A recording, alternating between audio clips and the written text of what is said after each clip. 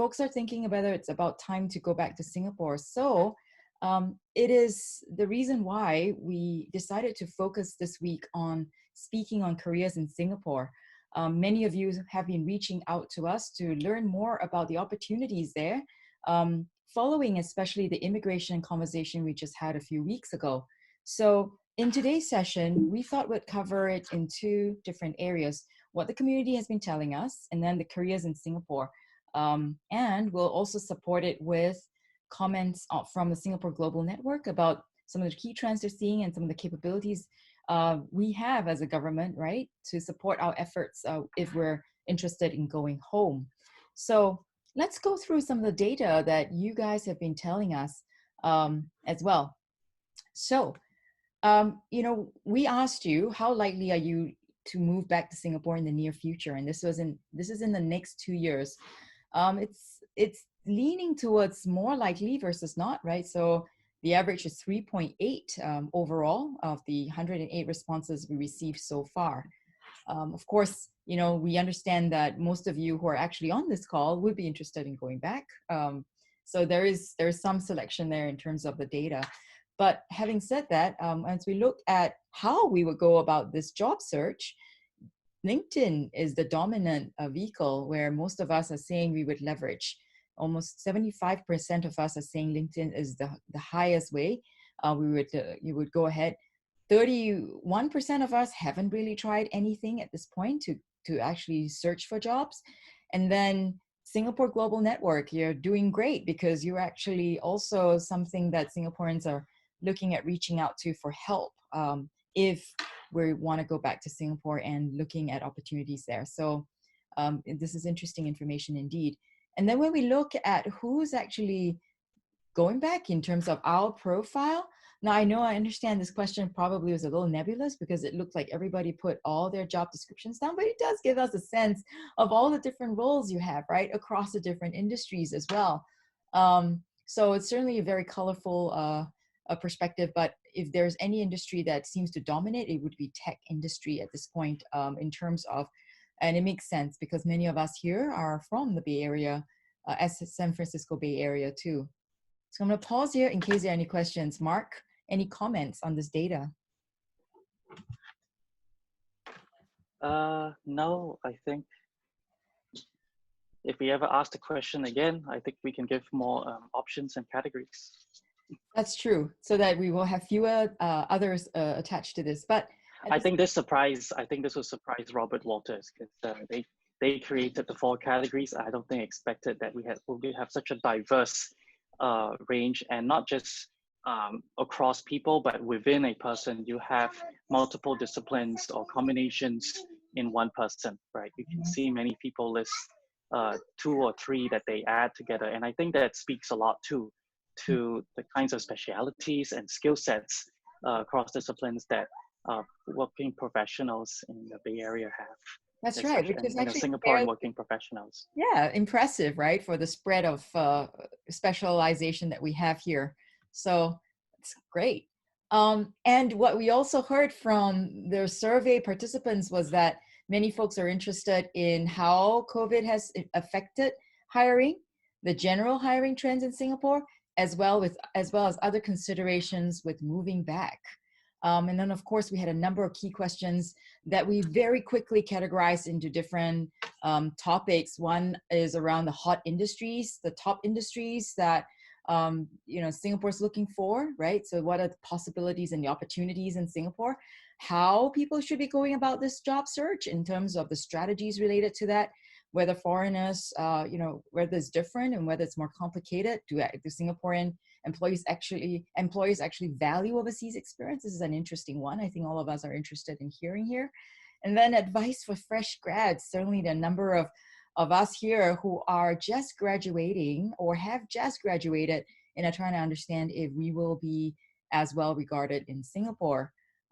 Then, of course, there's always the elephant in the room question around compensation and taxes, as well as the cost of living, right? Because it's the whole gotcha, is it higher or lower to live in Singapore? And what are some of the other things that we should be concerned about in terms of children's education, how easy it is to get back in there as well. Now, the other thing that's come up, of course, is that we've been accustomed to working in the US for a number of years, as many of us have been here for a long time. So then the question here, of course, is if there's actually more flexibility in terms of the work-life balance. How common is it to work from home? Is it even safe to work from home? Are Singaporeans being forced to go back to work earlier than we really should? And is it safe in the offices?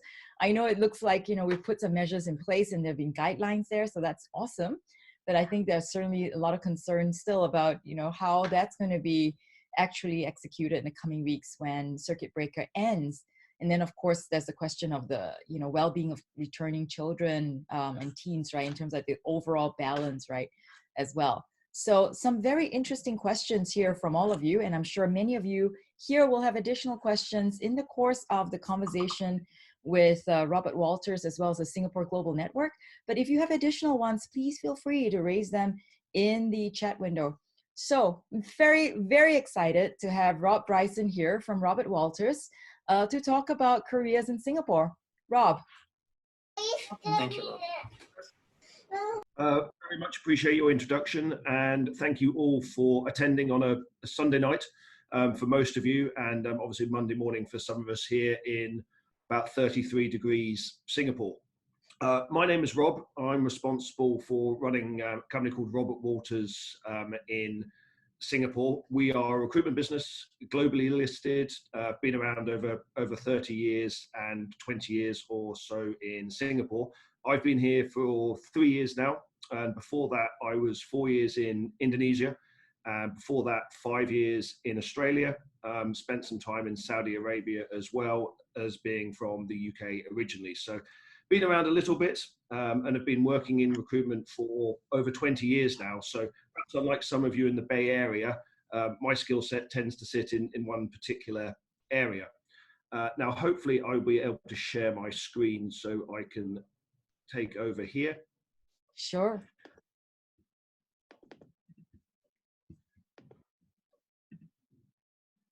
Perfect. I think we are seeing your screen. Well done. Thank you. Thanks, Jazz. And I will hand over to Ivy, who's one of my colleagues here. She runs our Balik Kampung campaign, and she can introduce herself. Hi, my name is Ivy. I hope everyone is keeping themselves very safe during these unusual times. I've been working as a recruiter for the last 10 years. And for the last 5 years, I've been running the Balik Kampung campaign, which has been really fun. Overseas Singaporeans are really talented and fun, talented and friendly bunch of people. So it's always good to hear their stories. In my role as the International Candidate Manager, I actively seek out overseas Singaporeans, find out whether we can help them with their job search, and then I partner with my consultants to market them to our clients. At the same time, Balik Kampung also is involved in a lot of corporate marketing, whereby we inform and market our Balik Kampung campaign to the corporates as well, so that they are aware of a unique program and they know who to reach out to when they are seeking overseas Singaporean candidates. Yeah, so far I've succeeded in bringing over 50 overseas Singaporeans back to our shores, and mainly in the fields of finance and marketing, technology, and areas of strategy and change management. So I hope, I hope you will enjoy our presentation today. I think we will, thank you. Thanks, Jazz. So what are we here to do tonight? Hopefully answer some of the questions and queries that Jazz was alluding to earlier in terms of what is the job market like in Singapore, how in demand are Singaporeans who are currently based overseas and potentially interested in coming home, and what sort of effect is COVID having on the general environment from a job hunting and job employment prospects perspective. So at the moment, we're give you a little bit of background, this data was compiled last year from management consultancy firm McKinsey, which was basically saying that the growth in Singapore in general terms is coming from those four key sectors. And we think that's really very much the case still, although of course it's perhaps not growth, it's survival mode for a number of companies at the moment, given the current market. And we probably expect to see Singapore's economy over the next 12 months or so dip into negative territory, unfortunately. A couple of areas of particular interest we find, I don't know how much anybody knows about this, but the Singapore Monetary Authority, MAS, announced they were going to be awarding 5 digital banking licenses, which have to be separate by law to traditional banking licenses. And this is to drive and reach those that are perhaps the unbanked, both in Singapore and potentially in Southeast Asia.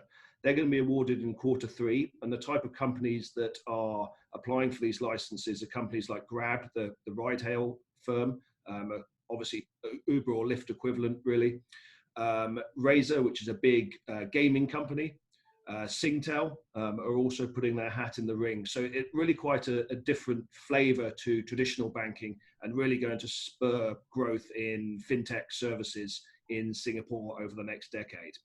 We're seeing increased spend in healthcare and edtech, particularly in technical areas, whether that be R&D or in startups, both heavily funded startups and quite large-scale organizations, sometimes backed by multinationals or local conglomerates. And infrastructure-wise, as an example, the new port that's being built out near 2 hours requires 13,000 software engineers of various descriptions over the next few years. So despite perhaps initial reaction, goodness me, it must be a terrible time to try and find a job, there is some really good underlying strength in Singapore. And it is safe to say, as Jazz was referring to earlier, tech is at the forefront of this.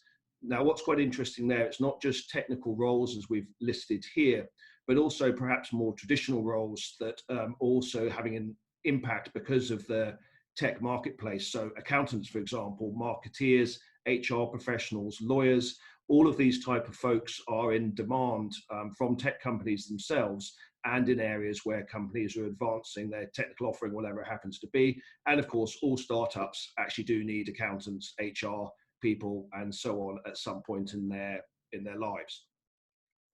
As an example of some of the things that we work on, we picked this company because it's a Bay Area company.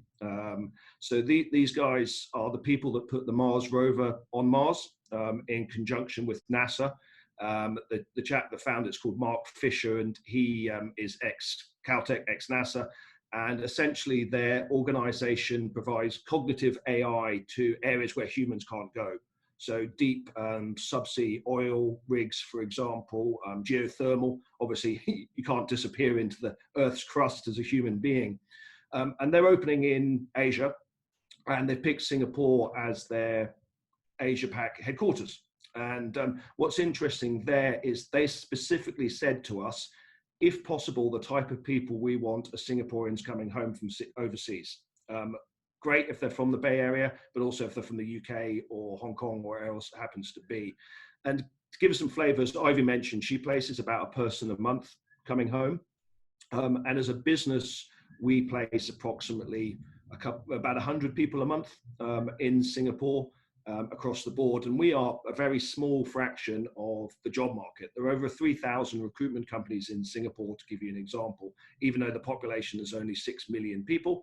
And it is mandated by the government, and we are regulated by the government to ensure, hopefully, that we provide good quality service to our clients and our candidates.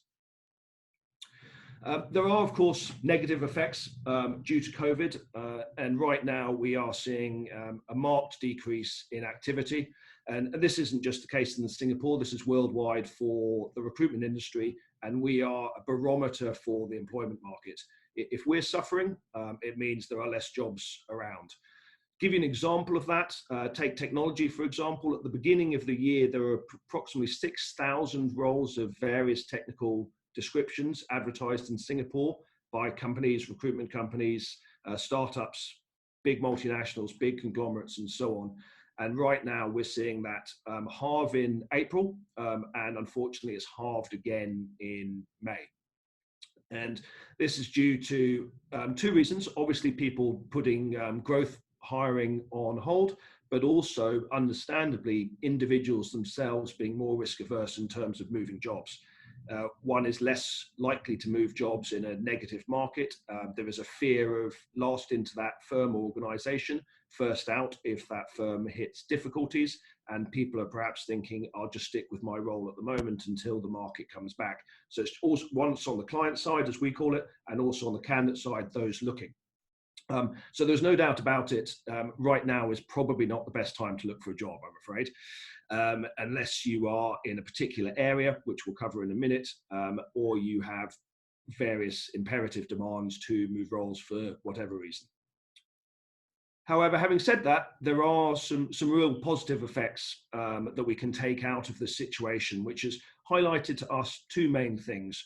One thing I think we've always known is Singapore has been for several decades and will continue to do so as far as we can see forever, be a real place of business confidence in Southeast Asia and Asia Pacific as a whole. So for you guys who are Singaporeans, as and when you decide to come home, there is no doubt about it, the whole world views Singapore as an attractive place to do business, both from the stability and leadership that the government displays, as of course, as we all know, it's displaying great leadership and governance right now, but also in terms of the quality of its people, the quality of the education, the quality of the general, if you like, Singaporean mindset in terms of desire for learning. And what we're seeing, interesting enough from our perspective, a little bit of a movement now, perhaps from traditional, dare I say it, Singaporean banking, accounting, legal, engineering, as in traditional engineering type positions, to more and more flexibility, commercial roles around technology and so on. The other factor I think that we're seeing quite interesting for us is, you will know better than I am, than I do. It's probably not really for me to say, but Singapore is perhaps a relatively traditional part of the world, and things tend to be done a particular way with perhaps, if there is any criticism at all of the Singapore employment market, it is relatively rigid and to an extent designed to be one size is what I want, and that's all I'm going to look for when I'm looking to hire. But what we are seeing now is a little bit more flexibility around that, and people looking for people with varied skill sets and varied experience to bring more to the table than perhaps just what the job description says. As an example of that, if you go back 2 months ago, nobody would have video interviewed in Singapore. It would be face-to-face, and it would be 2 or 3 or 4 rounds, all face-to-face, and then we'll make a hiring decision. And now we're seeing, because of necessity, perhaps 5 years or so of increased technological advancement in terms of using tech within the hiring process in 5 weeks. And we expect companies not to go back to their traditional way of working, even when the effects of COVID passes away. And fortunately for all of you who are based overseas, this means people are more interested in having conversations with you while you're still overseas, rather than perhaps waiting for you to come home. And we are seeing instances now of people actually securing jobs while still overseas before you come home, whereas historically it'd be a case of you would still have to be back in Singapore to do the final interviews before a decision was made about whether you're going to be hired for the role or not. I'll now hand over to Ivy, who's going to give you some real life examples about that very important question: how much do we get paid? Yes, because salary is definitely one of the key considerations when you're assessing a job opportunity. So it comes out very often in our FAQs, whether an overseas Singaporean who is based in the US would need to expect a significant pay cut on return. Well, to that question, from experience, the companies that dish out the packages to our overseas Singaporean candidates so far, from what we see, the packages are really pretty competitive. If you take into tax considerations, well, I think everyone would know that the taxes in the US are much higher than Singapore.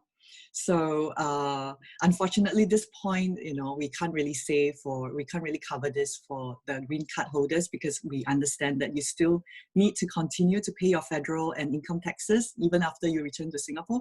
So this is really for the Singaporeans who have no intention to keep their green cards to actually look at the tax component. So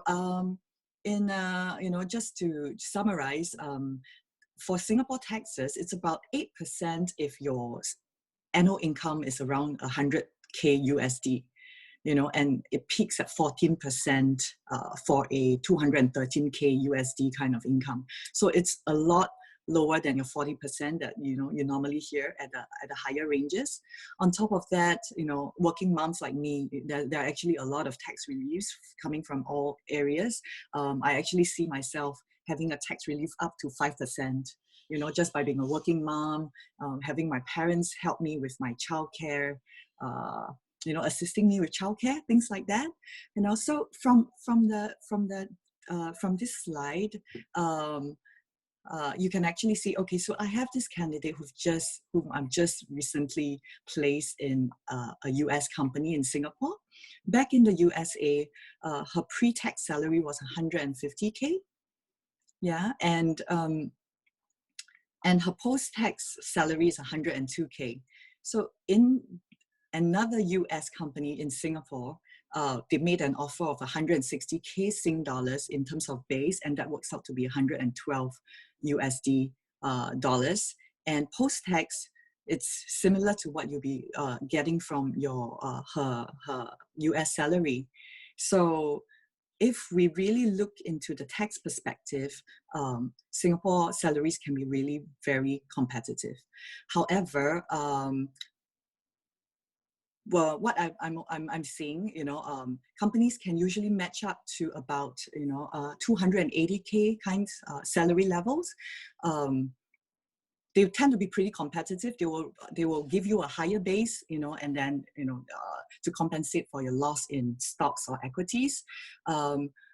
Since I bring on that point, I also like to bring up that in Singapore, it is true that only certain companies have the appetite to hire candidates, at the level of like 280K, 250, 280K. And the more senior and the higher up on the value chain you are, definitely there will be more sacrifices that you have to take with regard to your equities and stock options.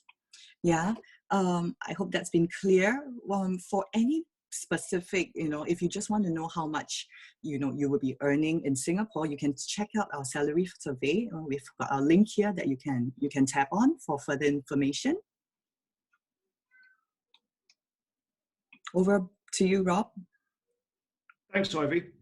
I think just to highlight what Ivy was saying, and there's no easy way of putting this, you're going to get paid less in Singapore than you're paid in the States, especially if you're from the Bay Area.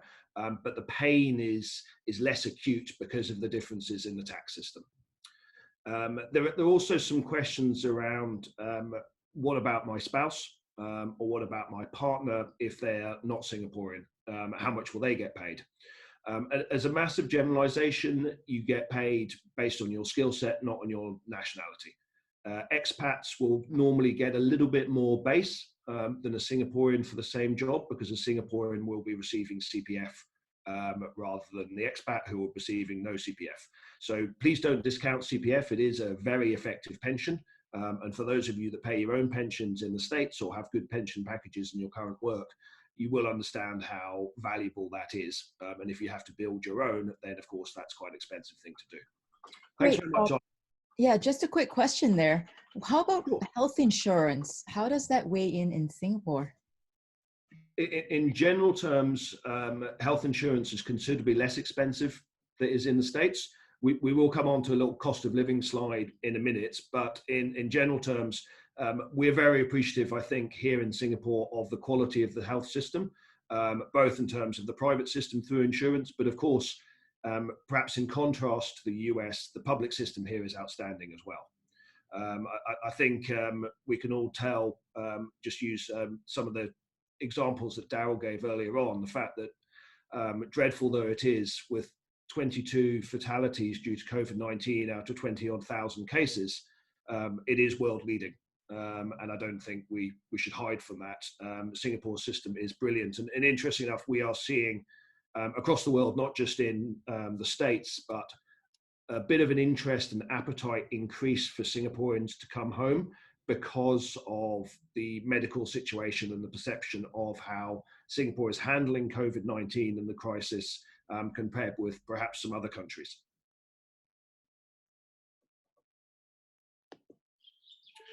So just touching further on this point, it's Singapore, you all know it better than I do. Well, most of you do, that's for sure. It is an expensive place to live if you live, let's call it a Western lifestyle. I was sharing with some of the team the other day that I was getting my new Singaporean driving license, and I went to a hawker centre and had poached eggs and coffee, and it was $2. And my wife at the same time was having breakfast poached eggs with a friend in a cafe in Raffles Place, and it was over $100. So that type of lifestyle piece is really entirely up to you. I think it's safe to say that if you want to live inexpensively in Singapore, it's easier to do so than it is in the States. And you can manipulate your disposable income dependent on your lifestyle choices. You can also spend an incredible amount of money in Singapore without really trying. In terms of things that you have to spend money on, touching on similar to the medical system, I think it's fair to say that Singapore's education system without any fees is outstanding too. And I think it is worth noting, depending on your employment status and your visa status, that if your children are not Singaporean, they can't go into the Singaporean education system. And they have to go to an international school unless you can get special permission from the Singaporean government. And if they're going to an international school, they're reasonably expensive. So to give you some idea, most of the international schools for primary and secondary education, fees per child will be running somewhere between $30,000 and $45,000 per child per year. Housing, like almost anywhere, you can spend anything you like pretty much. In general terms, it's not dissimilar to the Bay Area, with perhaps the advantage of you will have more room here in general terms, bigger apartment and so on for the same type of cost. Medical insurance, I think we've just covered. And I think in terms of travel, car, as we all know, Singapore is the most expensive place in the world to own a car. So that's your decision. Where second-hand cars are costing $50 or $60 or $70 or $80,000 as opposed to perhaps $10,000 in the States.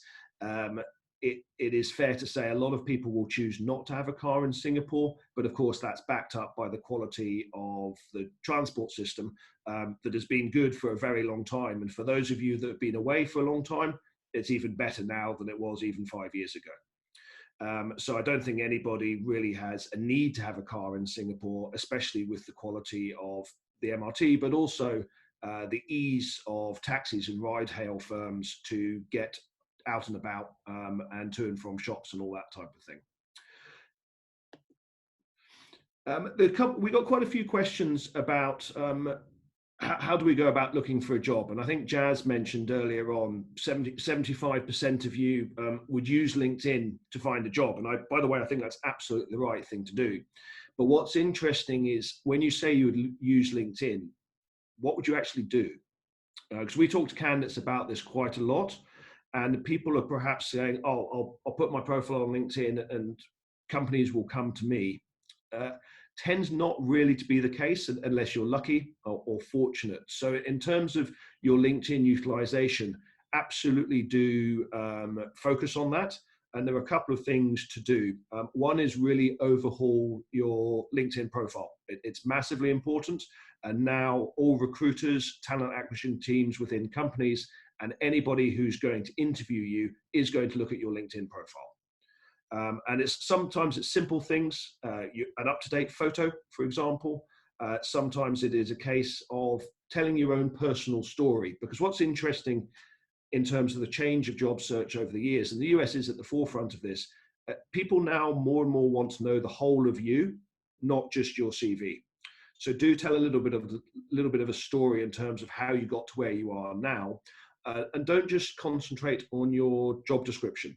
I think it's easy sometimes to forget that when you're applying for a job and you state on your CV or on your LinkedIn profile, this is what I do, that's great, but companies also want to know, are you good at it? Because remember, when you go for a job, especially in a competitive market like Singapore, you're going to be competing against other good people. You're not going to be competing against people who don't know how to do the job. Okay, so you're going to be competing against people who have got a similar background. The easy examples that we would use in Singapore, for example, somebody went to SMU, someone went to NUS. Who's better? Well, of course, you don't know. And it's about engaging with them and speaking to them. And similarly speaking, if somebody works for big tech company A or big tech company B, or works for PwC or works for Deloitte, it's the quality that you bring to the table and how do you show that in your LinkedIn profile. And one of the easiest ways of doing that is through putting on there some achievements. And it doesn't always have to be work achievements. It could be papers you publish, for example. It could be charity work you do. It doesn't really have to be specifically around your job, but some flavor of what you've done and what you've achieved that makes you stand out. One thing I think you'll all be pleased to hear, for those of you who are potentially interested in coming home, is unemployment among Singaporeans from overseas who have come home is basically zero. Okay, you guys will get jobs. The question is getting the right one, and one that gives you fulfilling opportunities that you want to personally develop and professionally develop. And that doesn't matter too much if you're a graduate coming out of the US college system, or if you're coming home with 5, 10, 15 years experience in any particular field. Employers are very interested in your background because you bring something different to the table. As a bit of a generalization, international companies in particular and tech companies, not surprisingly, love people from the Bay Area and from the wider US. For the reason being is it is the most advanced area in the world in this particular field, and the Singapore government is heavily backing causing Singapore to become a tech hub for the region. You'll all, I'm sure, have heard of Smart Nation, for example, Singapore 2050, and it is a conscious effort for the government to upskill the entire country in these areas. And we're seeing this through grants for high quality deep tech companies, grants for startups, government support across the board, really, for anybody that is, for example, digitalizing or bringing their company up to modern speed. And that is most prevalent perhaps in the search for talent. Please do, Jazz mentioned it earlier, SingaporeConnect, other areas. There are lots of Singapore communities to network around in terms of building up your profile in order to ease your way back into the Singaporean workforce. Recruitment is just part of it. We see ourselves as a facilitator and an addition to the general community's job search. And we're probably responsible for no more than 15% or so of placements in Singapore. I don't mean Robert Walters, I mean the recruitment industry. I wish we were responsible for 15%, but the recruitment community as a whole. And most people will find work through networking. And you do have to work at it. Please don't sit there and expect it to come to you. But similarly speaking, don't just write into people and say, hi, I'm interested in your job, because that actually puts people off. I'm sure yourselves, you hire on a regular basis. Just think about being the other side of the table. What does the employer want? What is the employer potentially looking for? What skill sets are you bringing to that employer? Because one thing that you will find slightly different in Singapore to the US is it's still here a little bit more weighted towards the employer. An employer will be talking to you and saying, what are you going to give me? What are you bringing to me? How are you going to add value to me? Whereas perhaps in the US, it is developed more into a bit of a two-way conversation. What are you going to bring, but also what is the company going to bring for you as an individual? And that will happen here, but perhaps towards the latter stages of interviews, or even when you've already accepted the job, perhaps less so in first interviews where the role is perhaps more traditional in recruitment terms. You have to sell yourself a little bit. Mm-hmm. Do keep an eye on job ads and do apply. Just be aware. For example, if you apply to a job on LinkedIn, 500 other people are probably applying for it. Of those 500, to be fair, 450 probably aren't right for the job in any way, shape or form, but about 50 or so of them will be, so there will be some competition. And we put here, because we have to, we're a recruitment company, do build a relationship with recruitment partners. It doesn't mean about necessarily finding a job or them coming up with a great role for you, but in terms of giving you some advice about particular sectors or the market in general terms. And good recruiters will tell you to go to companies even if they are not going to receive commercial compensation for it, because good recruiters understand it is all about networks and communities and relationships across the board. Anyway, we also got some questions about when's the right time to move home. Well, I think as we know, right now from a job search perspective, probably isn't the best time, I'm afraid. But if you are considering moving home, and I noticed the pre-survey feedback, I think 80% of you are considering to come home within the next 5 years. And I think what's important to us and should be important to yourselves is, if you're thinking about it, have a look. It doesn't cost you anything except a little bit of time yourself. And remember, you don't have to take a job even if you're offered it. And I think it is worth speaking to your networks and speaking to potential employers to consider coming home. And if you are determined to come home and right, I'm coming home and I'm going to come home this year, a standard process will take 6 to 12 months. And what we mean by that is from when you start looking to when you've started your new job, including relocation, including notice period, offer negotiation, interview process, and so on. One thing I think it is important for us to mention, especially because all of you are based in the States, is still here people will expect to talk about salary at some point in the recruitment process, much earlier than perhaps you would, or if at all, in the States. When you apply to jobs in Singapore, even through recruiters or through firms directly and the talent acquisition teams, they will probably ask your salary. And you might find that slightly confronting. You might find that slightly, that's none of your business. I'm afraid that is the way the market is here. It might well change in the future, and certainly some tech companies influenced by the Bay Area here are trying to move away from that perhaps viewpoint. But in general terms, you will get asked about your salaries, and I'm afraid people will expect you to give them. Okay, so just be aware of that. Obviously work with it accordingly, and don't be scared to have a frank discussion around it, because that's perfectly acceptable. And if you can't match what that potential employer is offering, then there is no point progressing. And it will save you a lot of time rather than going through 5 or 6 stages of interview and then find out you're too far apart on remuneration to make it worthwhile. It is safe to say, I think, in general terms, you all know, Singapore is a population of 6 million and a relatively small island. And I don't think we can pretend that the breadth of job opportunities are the same as they are, for example, in California or the US as a whole, for fairly obvious reasons. And I think that's reflected in the mindset when we speak to all the Singaporeans we deal with across the world. One of the questions we always ask is, why are you coming home? And not surprisingly, and something I always admire about Asia in general and Singapore in particular, it's about family. It nearly always is about family, and it's about aging parents, perhaps, or it's about my child's education, or it's about the fact that I want my children to be educated in Singapore, and I would like to move there perhaps in time for secondary school, for example, or before university, or whatever it happens to be. We touched on fees earlier on, and I think it is fair to say if you are paying for school in Singapore, it tends to be more expensive than the US, with the exception, of course, of college. I think probably most of you know, without scholarships, how much US colleges cost, and they tend to be considerably more expensive than the counterparts in Singapore in general terms for Singaporeans.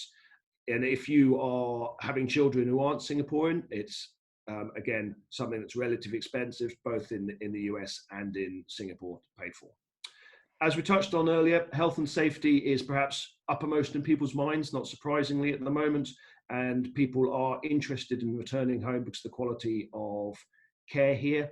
And of course, sometimes there can be nothing done around visa issues in the States or wherever else happens to be, forcing you to come home. And that's particularly prevalent perhaps when people finish college, graduating, maybe finish their MBA, whatever it happens to be, and they're not in a place to work in the States and therefore looking to come back.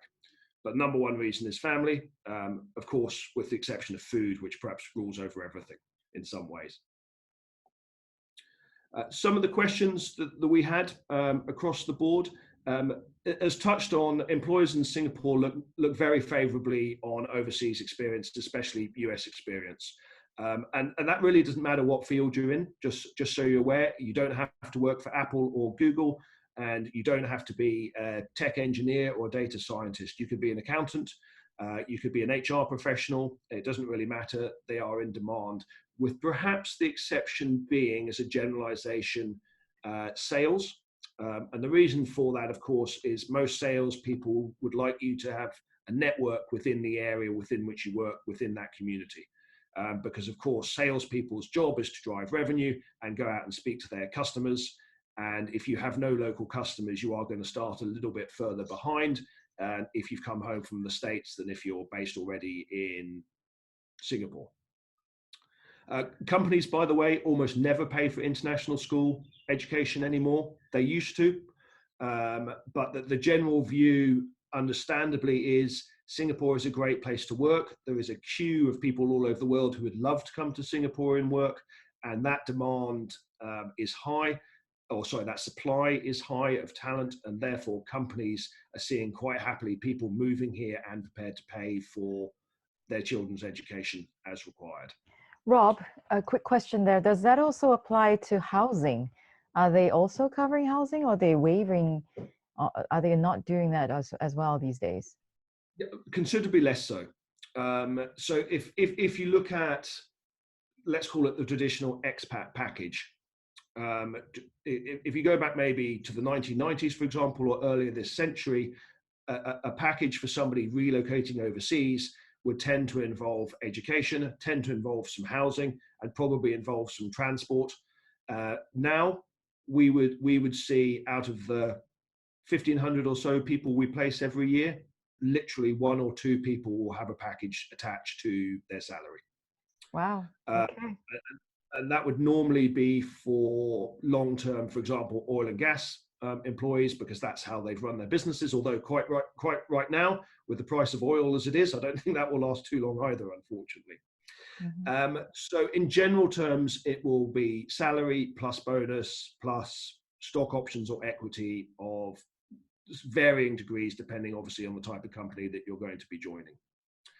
In terms of graduates, there is a depressed market for graduates right now, but that is COVID driven, of course, and hopefully will not last too long. In general terms, we are, for example, expecting the market to pick up a little bit in June if circuit break measures continue to be eased. And in general terms, graduates coming home from overseas will be in demand. And I think the most important thing for a graduate to do is map the market. And what we mean by map the market is sit and think, what type of organization do I want to work for? Where do I want to work? Which field? And then apply to that company directly. Take the trouble to find out who the talent acquisition head or the HR head is and write to them. It may seem a little bit old school, but what's interesting about that is so many people now just set up automatic applications on their computer and expect the computer to do it all for them, forgetting that 6,000 other people have done exactly the same thing. So it's about making yourself stand out a little bit from the crowd. Great point. Similarly speaking, cover letters sort of died away over the last 15 years, but are now making a little bit of a resurgence for exactly that reason. The key thing is, if you are going to write cover letters, please make them personal to whomever you're writing to. The amount of times I see a general cover letter, it detracts from what you're trying to do. So make it specific. Refer to that person by name, not dear sir, stroke madam, for example. Refer to that company directly, and don't make it up. So I want to work for you because of this reason, because you're doing something very exciting, or you're working in a new area, or your biotech R&D team is extraordinary, or whatever it happens to be. Make it personal.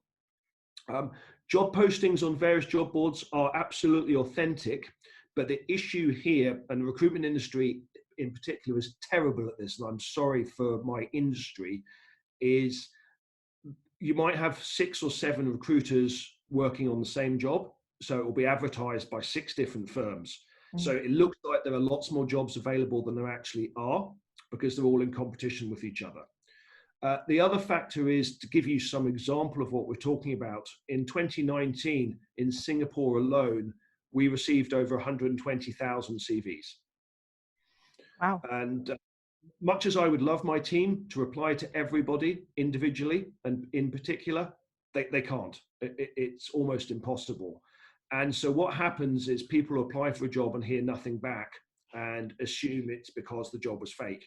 The job is probably real. Unfortunately, whoever received your resume for whatever reason is either not good at their job or literally does not have time to come back to you, or perhaps you've applied for a job you perhaps aren't right for whatever reason. Unfortunately, lots of people do that because it's very easy to do. We're not experts in Singapore government. We do a little bit of work with various parts of the government, but I know for a fact, look at the cabinet, look at the ministers, almost everybody has some form of overseas experience. So for all of you who are interested in coming home, if you want to pursue a career in government, it's actively encouraged. And I'll leave that to experts who know more than I do to comment further on that. Engineering and tech scene is absolutely serious here. It is definitely going to be the hub for Southeast Asia for high quality tech expertise across the board. It is, of course, much smaller than it is in the Bay Area. So don't be surprised. We do not see thousands and thousands of high quality startups in Singapore. We have very few unicorns compared with the Bay Area, but none of this, of course, is a surprise.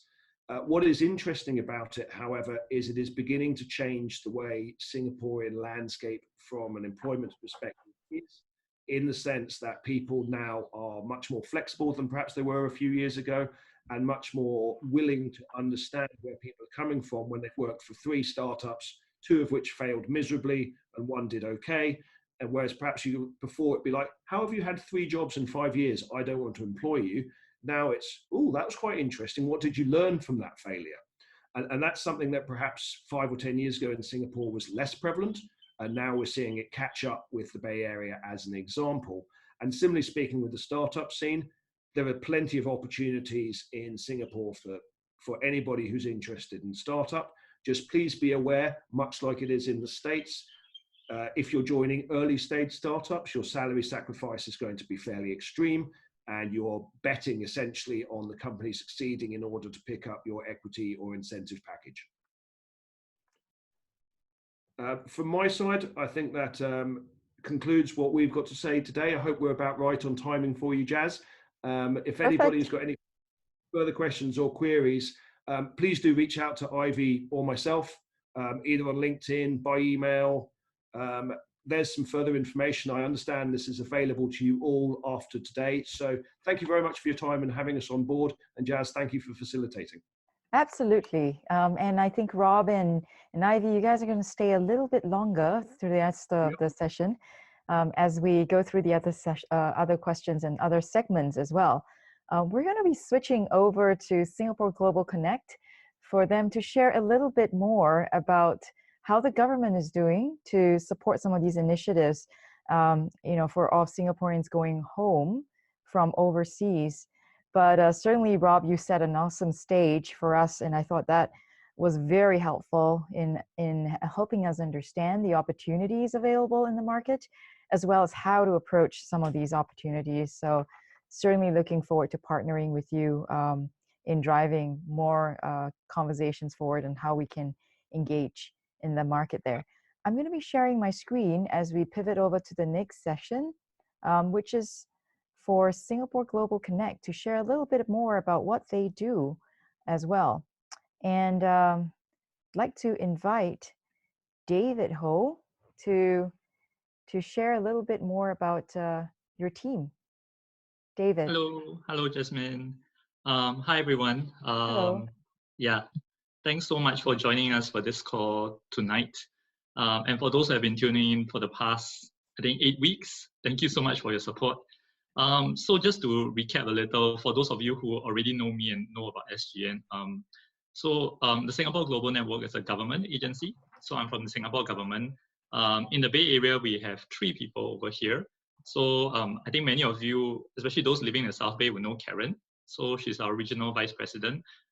She covers the US and the UK as well. So if you have friends who are living in the UK or other parts of the US, feel free to introduce to her. Her LinkedIn is there and her email address is there as well. So for myself, I specialize in the US, specifically in the West Coast. So I cover all the way up to Seattle and down to LA. So feel free to, again, ping me, connect with me on LinkedIn, and feel free to reach out as well if you have friends who are living in this area.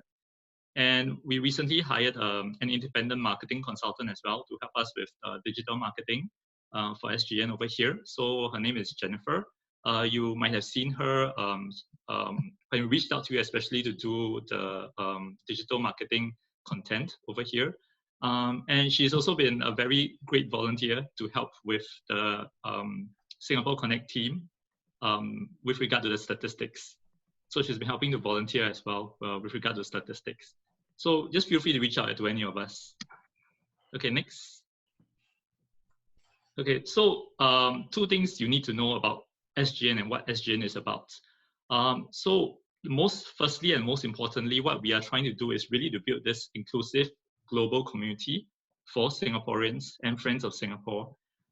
So I think many of you here, especially if you've been living overseas for many years, would probably remember the Overseas Singaporean Unit. So what happened is that there was a reorganization. Now we are under the Economic Development Board. And what we are trying to do is really to build this community, not just of Singaporeans, but friends of Singapore.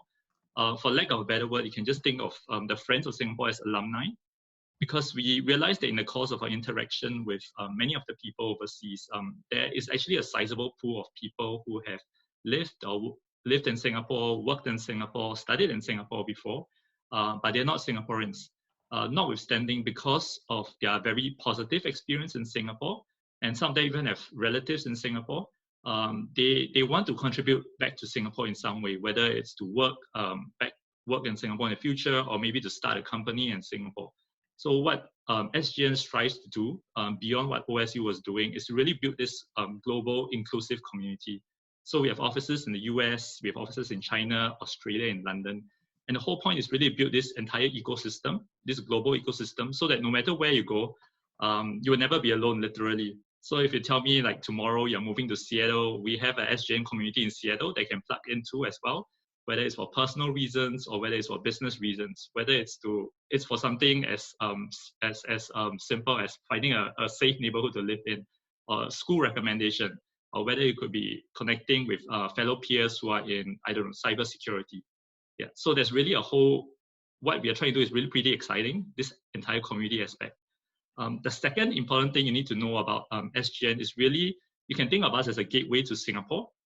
So gateway in the sense of, number one, whether it's in terms of government services, because obviously we are from the Singapore government. So as what Rob mentioned earlier, if you have questions about, let's say, moving to Singapore, education for your kids, what is it going to be like? If you have questions with regard to the visa, especially maybe your spouse is not Singaporean, what's the visa situation? And if you have any other questions pertaining to the Singapore government, we can try to see how we can better address them. So that's one.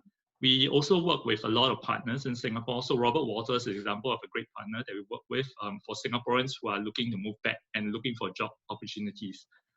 We also work with other government agencies as well. So my colleagues from GovTech and IMDA will share more later about what they do. And we also work with the startup community.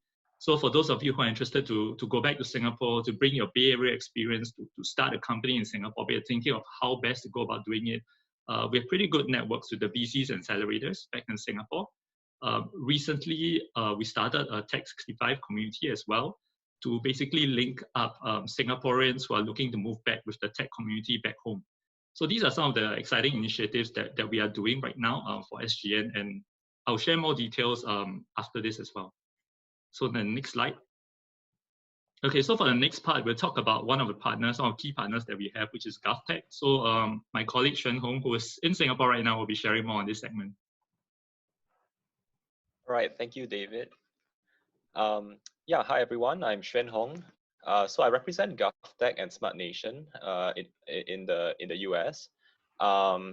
So I think, I think so my role is basically to connect the tech communities in the Bay Area, in the West Coast, and the US with Singapore as well, and opportunities at GovTech. So today I would like to share a bit more about GovTech's roles that GovTech is hiring for. So I think we've heard from SingaporeConnect and SGN. These are quite uncertain times. And that we are also, I think I've spoken to a number of people who have been affected by COVID. So I'm trying to connect them with opportunities in Singapore, and also some who have offers rescinded, and trying to connect them with the Bay Area community if they're trying to find other roles in the Bay Area. Specific to GovTech, so I think most people know what GovTech is about, but just a quick introduction. GovTech is part of the Singapore government, and the goal is to use technology to improve the lives of citizens and Singaporeans. So basically, any problem statement in the public realm, GovTech would try to address. I think there is no shortage of problem statements and challenges, from transport to healthcare to security, and of course COVID right now. So I think in terms of the hiring trends and how COVID has been affecting hiring, it has been the opposite for GovTech. If those of you who are involved in the volunteer community, you know that GovTech is actually working with a lot of the agencies to come up with technology and applications to try to address some of the COVID issues. For example, Trace Together and contact tracing, temperature taking stations, and so on. So right now we are actually trying to also hire a lot more in this situation, not just to work on the COVID-related products, but also the existing products that we need more people to help out with. So we're looking to hire a lot more of the permanent and also contract roles, as well as internships during this time. We're looking for a whole range: software engineers, business analysts, product, data, ML engineers. So yeah, in short, just drop me a note on LinkedIn or email. I will paste some of these links and contact information in the chat later on. Also, giving a shout out to the other agencies. Other than GovTech, the other agencies are also hiring. For example, CSA, IMDA, DSTA, and so on. So I've uploaded a spreadsheet for the open roles there as well. I think also the last point I wanted to raise is that many of you would have been involved or heard of this community of COVID volunteers to help out in a lot of the COVID-related work that GovTech and other agencies are working on. So these are some of the links. Feel free to check it out if you have not already, to contribute to and join the community to contribute to the projects. And we also have an ideathon going on, very interesting ideas. So I encourage you to take a look on the developers portal, as well as the Slack channel that we have. Yeah, so that's all. I'm happy to chat more and discuss personal questions that you may have about finding opportunities back in Singapore. So feel free to get in touch with me. Awesome. Well, thank you, Xuan Hong. This is very exciting, and what Karen and both of you are doing out here to excite the community, right? And to have us engage in a number of different strategic initiatives in Singapore during this period of COVID-19, where we need technology to really drive us forward. Perfect. Thank you. Let's move on to IDA, and then we can come back to some questions after this too. Thank you. Thank you, Jasmine. Hi, I'm Gim from IMDA. I'm also based in the Bay Area. Like Xuan Hong, we connect the Singaporean community back home to job opportunities, mostly with private sector partners. So if you look at the slide, the first one, we're actually currently running an online career fair, so do check it out. And on an ongoing basis, we use the live hire platform where we aggregate the job roles. So IMDA is also part of an agency called the Digital Industry Singapore, which actually work with tech companies from the big tech to startups, together with EDB and Enterprise Singapore. So we also work closely with these companies when they have hiring needs.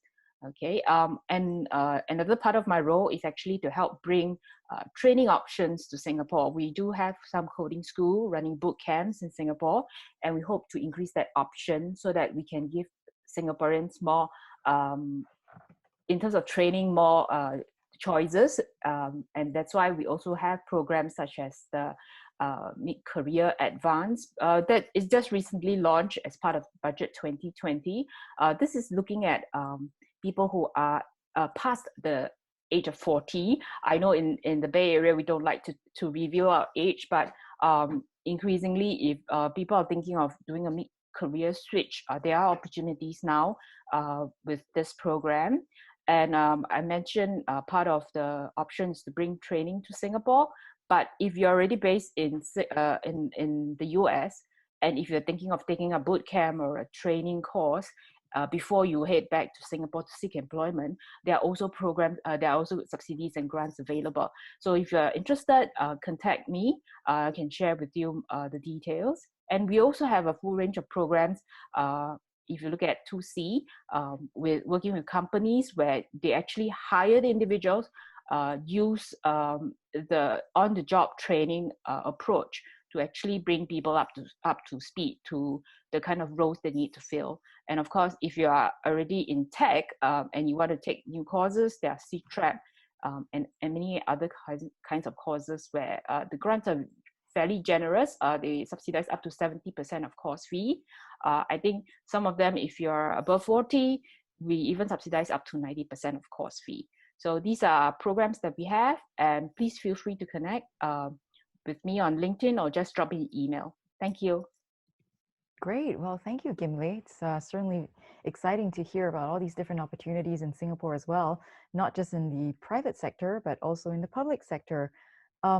As we close this evening, I've been observing the questions in the group chat, and it looks like many of them have been answered.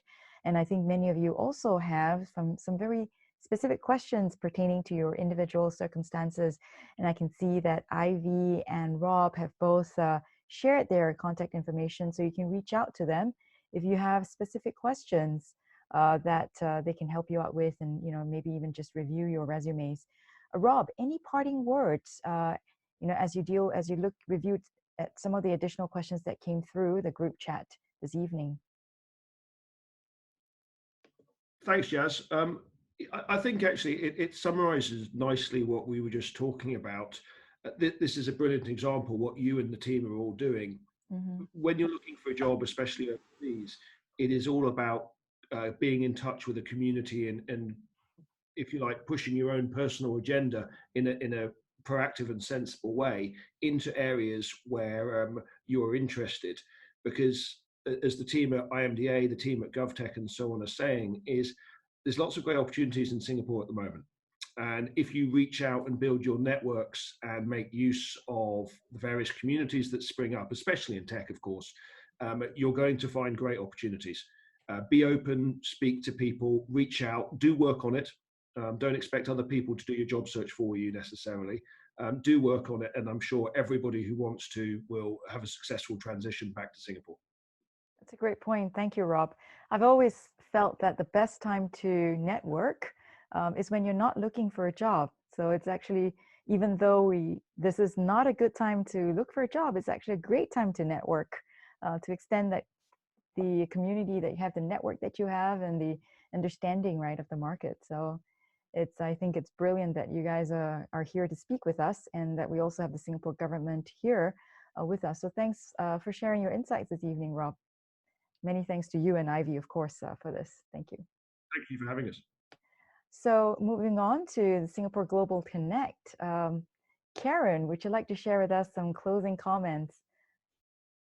Certainly. So I'm in both the Singapore Global Network as well as Smart Nation and GovTech. So I lead the US and UK teams for both of that. I think I'd certainly encourage you to sign up for the Singapore Global Connect, and David's going to be posting the link, because we basically will let you know all these ways to meet other Singaporeans in the UK, in the US, all over the US, and in Singapore. And we have lots of platforms for you to plug into your peers. And I think that is basically what we find is very helpful in finding roles in different markets, right? What are my peers doing, especially people with affinity to me? And that's what we want to do to help you kind of move smoothly between markets and also find us as a valuable network. So Singapore Global Network definitely is like an alumni network for Singapore all over the world. And then specifically for Smart Nation and GovTech, I reiterate what Xuan Hong said. We are really ramping up hiring these days. And if any of you is considering moving back to Singapore, I very much encourage you to apply, because we do have a lot of problems that we are trying to solve, from how to reopen the economy well, to reopening tourism. All that stuff, right, is going to require a huge technology lift. So really encourage you. And we've been hiring people from the Bay Area in the last 2 years. Bay Area, UK tech people, and they're really helping us to change the culture, because I know that culture is a big concern for many of you. So part of that is changing the technology leadership and really up-leveling that and making it more similar to here. So thanks everyone. Thanks to my colleagues for sharing as well. Thanks to Robert Walters for your really interesting insights. Thank you. That's great. Thank you. And Karen, we actually, coming from the Bay Area, do value the opportunity to engage with Singapore in this very strategic way, because it also shows that we're relevant and we can continue to stay in touch, which then I think I would imagine a Singapore employer would think that's a good thing, because we understand what's happening on the ground in Singapore and the markets there too, right? Because it's not just the Singapore government or the country that we typically serve out in Singapore, but the region as well. So for the tech folks, right, you should definitely connect to our +65 community, because there are your peers in there who are doing leading engineering management, and they'll tell you the truth about what's happening and whether it's worth it, what you can expect in the interview process. You can find all those opportunities there, and that's what we exist to do. That's brilliant. Thank you, Karen. David, any parting words? That was super helpful as an introduction. I think I even learned some things about Singapore Global Network that I didn't know before, in spite of all my interactions with you guys. So thank you for that. Okay. So maybe just parting words would be the 3 reasons why you should join the Singapore Global Network. So number 1, we are producing exclusive content, community content as well. So for those of you who have been regularly receiving our newsletter, you realize that a lot of the people that we feature are actually from the community. So going back to actually what Rob said, the importance of networking, I think whether or not you're looking for a job, networking is still something that's very important, as long as you want to further yourself in your career. So what the Singapore Global Network seeks to do is really to help you in terms of that networking aspect.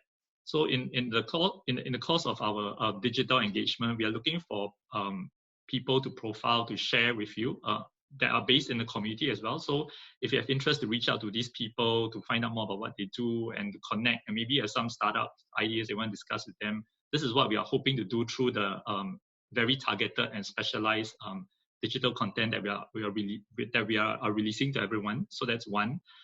We have also a lot of very exciting exclusive events coming up. So for example, next week, we are talking to some of the doctors who are based in New York. So these are Singaporean doctors, and they'll be sharing about their frontline experience. So this will be something that will be very interesting, I think, for many of you to hear really from someone who is on the line of fire, like how is it exactly beyond what you see on YouTube and Facebook and so on, right? So this is an example of some of the events that we have upcoming. And of course, most importantly, sign up for the community. The community, I think it's one of the main reasons why you should sign up for the Singapore Global Network, because like I mentioned earlier, no matter where you go, there will be this community of Singaporeans and alumni they can count on, whether it's for help in terms of social aspect or whether it's for professional.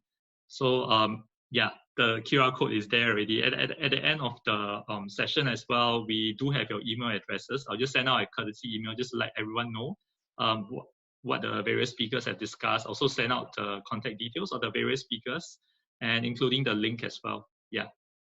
That's great. Thank you. And I'd like to add that the session is being recorded, and we will be editing it and sending it out for all as well, so that folks can refer to it and also access the slides so that we can, study it further. So, perfect. Thank you so much, David.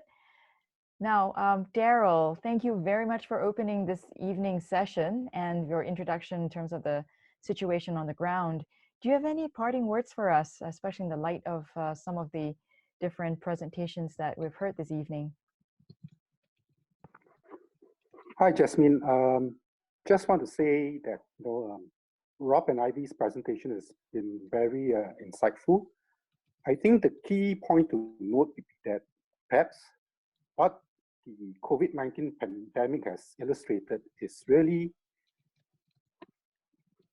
the possibility of a seismic change in how industries and how governments engage, and going forward, how important tech will be in the strategic context of what Singapore government wants to do. Shen Hong has already illustrated, made a key point that what we are trying to do right now is to provide better services to our citizens. And in this relation, I think the importance of tech cannot be emphasized enough. From education to medicine, COVID-19 has really illustrated what all this means. And what all this means for Singapore and for Singaporeans is that there will be many more opportunities for us to apply technology in ways to enhance services for our citizens, which means to say that there will be, I would say, so many more opportunities that will open up in the years ahead. So, there is lots of expertise from our Singapore citizens who are located abroad working in various fields. But all of you have, I think, have very important, relevant experience which you can contribute to make Singapore a much better place to be for our citizens. So, do seriously consider the opportunities that are opening up. I'm very happy to hear from Shen Hong that, GovTech right now is one of the few places in Singapore where there are more jobs available than qualified people. So why not give it a go and take a look at any opportunities that are opening up. Yeah, thanks. That's indeed true. And I'm so proud to hear as well. Thanks, Daryl. I'm so proud to hear as well that we have Singaporeans at the front line, right, of the medical care system in the US, in New York. We heard of, a few weeks ago, of course, some Singaporeans actually helping out in finding the cure for COVID-19, which is great. And Daryl, as you mentioned today, the amount of collaboration that's happening in the global community and how Singapore is participating in that is certainly super encouraging and a source of pride for us all too. So it's great to hear. Thank you, Daryl. Mark, any parting remarks from our team here at SingaporeConnect? Well, I think as this session has shown from the feedback of our community, people love these community gatherings, which was really an experiment when we started this in March 15th, just out of concern that there might be some parts of our society, our community, who are more vulnerable and need help. So I always want us to not forget that where we see job opportunities or where we see opportunities to learn something, we should also think about those who actually might be more vulnerable to these changes and reach out to them. And that's something that we will be constantly thinking about in SingaporeConnect, because we want to be for everyone in our community. Second, talking about these forums, it's been super enjoyable actually putting these together, even though I know we all didn't want the pandemic to have happened. So certainly SingaporeConnect will be changing and looking forward to more such, I think, online gatherings, because it's so much more practical too, in terms of finding a space and getting more people together. However, the frequency of these may have to drop a little. I'd like to say, if you haven't seen the emails, we will be changing to a fortnightly cadence starting from this week. So we will have to evaluate as things go. It takes a lot of effort, I think, as you've figured, to bring the speakers together, to update the slides, and just to host this. So I really want to thank Jasmine so much for moderating, and everyone, of course, from SGN and MFA for just coming together, even I remember for the first session at short notice, and then staying with us throughout all these 8 weeks. We really look forward to bringing you more. We will just have to do it at a more reasonable cadence for us in our organizing committee. So thank you again for joining. We really appreciate your feedback. Let us know what else you'd like to see. I've seen Makan, I've seen other kinds of ideas. It can be whatever we want to do as a community for the community. Thank you. That's great. Well, thank you, Mark. And once again, many thanks to all of you guys who have participated here this evening, to the MFA, to Singapore Global Network, the IDA as well, and GovTech, and especially part of the Singapore Global Network too. And very much to our special guest this evening, Robert Walters, for your insights and very real information about what's happening out in Singapore and the way we should be going about our job searches, which, having said that, it's not just a COVID-19 thing. It's actually a life skill that we need to hone better for all of us. So I'd say it's been a super informative session for us all. So once again, everyone, thank you very much for joining us for another one of these forums. And the next one we're going to have is in 2 weeks' time. So it's not next week, but in 2 weeks' time. Feel free to reach out to us if you have some more suggestions about the topics you really are interested in, because we'll do our best to find the right speakers to ensure that you guys have all the information you need, as a community. So once again, thank you, Daryl, Hui Hui, Karen, David, Mark, Rob, Ivy, Xuan Hong, Gimlei, for all your contributions this evening, and everyone for all the wonderful chat questions that you have. Please feel free to reach out to all our members because I think they're looking forward to hearing from you to answer any of your specific questions. Good night for now. Thank you. Good night. Thanks, Jasmine. Thanks, everyone. Thank you. Thank you, Rob. Thank you, everyone.